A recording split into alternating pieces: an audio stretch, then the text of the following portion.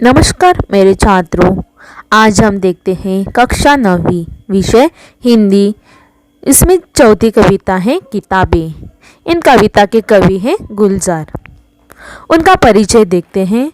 उनका जन्म हुआ है 18 अगस्त 1936 में दीना, झेलम जिला, पंजाब, स्वतंत्रता पूर्व भारत में हुआ है।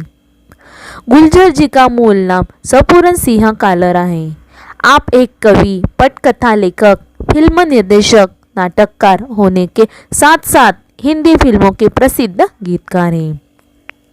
उनकी कृतियां हैं चौरस हाथ, लघु कथा है, रावी पार कथा संग्रह, रात, चांद और मैं, एक बूंद चांद, रात, पश्मीने की कविता संग्रह, खराशे कविता कहानी का कोलाज। उनकी पद्य संबंधी है आधुनिक संवेदना के साथ परिवेश के संपूर्ण वैविध्य को नए शिल्प में अभिव्यक्त करने वाली काव्यधारा है। प्रस्तुत कविता में गुलजार जी ने पुस्तक पढ़ने का सुख, कंप्यूटर के कारण पुस्तकों के अति अरुचि पुस्तकों और मनुष्य के बीच बढ़ती दूरी और उससे उत्पन्न दर्द को बड़े की मार्मिक ढंग से प्रस्तुत किया है। अभी देखते हैं कविता की पंक्तियाँ। किताबें झांकती है बंद अलमारी के शीशों से, किताबें झांकती हैं बंद अलमारी के शीशों से, बड़ी हसरत से तकती हैं, बड़ी हसरत से तकती हैं। महीनों अब मुलाकातें नहीं होती, जो शामें उनकी सोहबत में कटा करती थी अब अक्सर, जो शामें उनकी सोहबत में कटा करती थी अब अक्सर। इस पंक्तियों में झांकना यानी देखना और तकना यानी देखना। हसरत यानी कामना। इस पंक्तियों में कवि कहते हैं, कवि कंप्यूटर के युग में किताबों की पहले जैसी उपयोगिता न रह जाने पर अपनी तीव्र मानसिक पीड़ा का चित्रण करते हुए कवि कहते हैं कि आजकल किताबें अलमारियों में रखने पर भी चीज हो गई है। अब उन्हें अलमारी से निकालने की जरूरत नहीं पड़ती। बंद अलमारी की ओर पर ऐसा लगता है कि जैसे किताबें अलमारी के शीशों से कवि की ओर झांक रही हो। वे कामना करती है कि उन्हें बाहर निकालकर कोई पढ़े। कवि कहते हैं कि अब तो महीनों गुजर जाते हैं, उन किताबों से मिलना ही नहीं होता। एक समस्या ऐसा था जब उनकी शाम इन किताबों को पढ़ने में लगा करती है। अब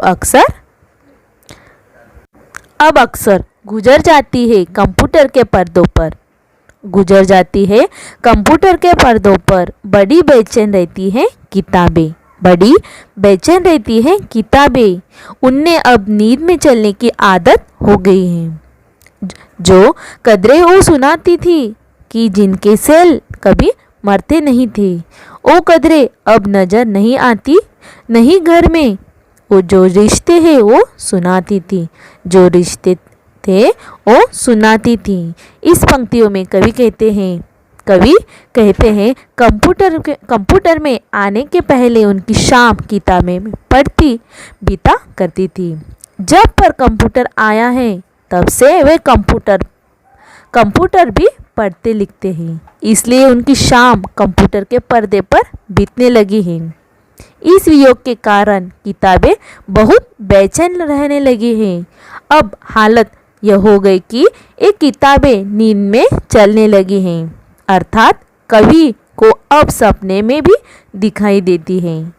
इन किताबों से जिन मानव मूल्यों की जानकारी मिलती थी और जो अक्षुण्ण हुआ करते हैं, वे मानव मूल्य अब घर में नजर नहीं आते हैं। ये किताबें रिश्ते संबंधों के बारे में बताती हैं। वह सारे उधड़े उधड़े हैं, कोई सपा पलटता है तो उस सिसकी निकलती है, कोई सपा पलटता है तो इस सिसकी निकलती है। कई लफ्जों के माने गिर पड़े हैं, बिना पत्तों के सूखे टूट लगते हैं। वो सब अल्फाज जिन पर अब कोई मानी नहीं उगते हैं।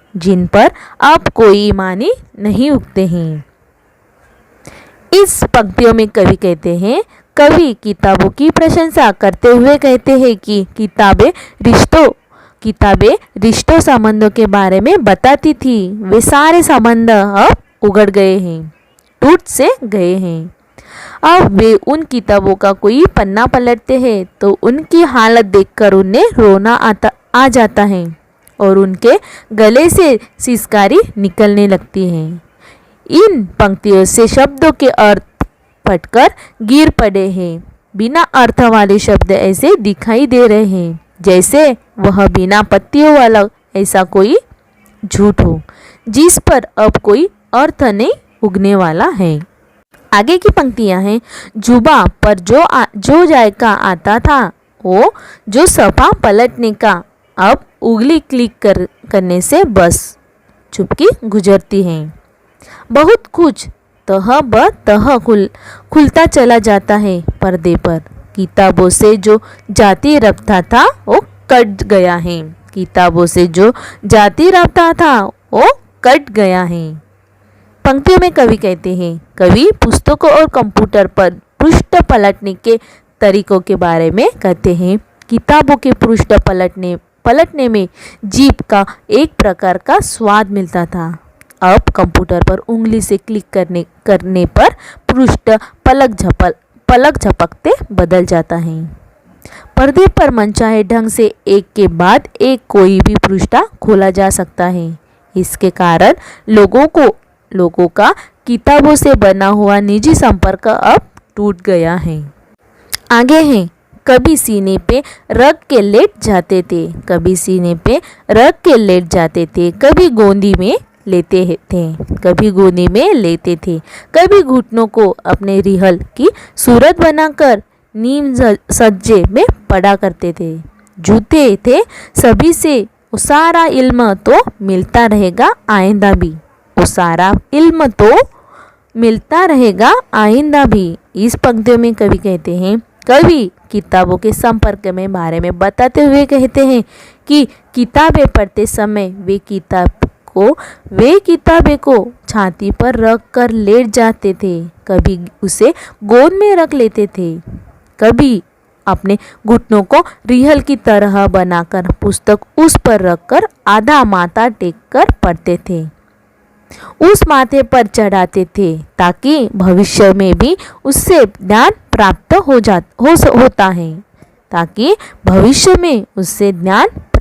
होता रहे। मगर वो जो किताबों में मिला करते थे सूखे फूल,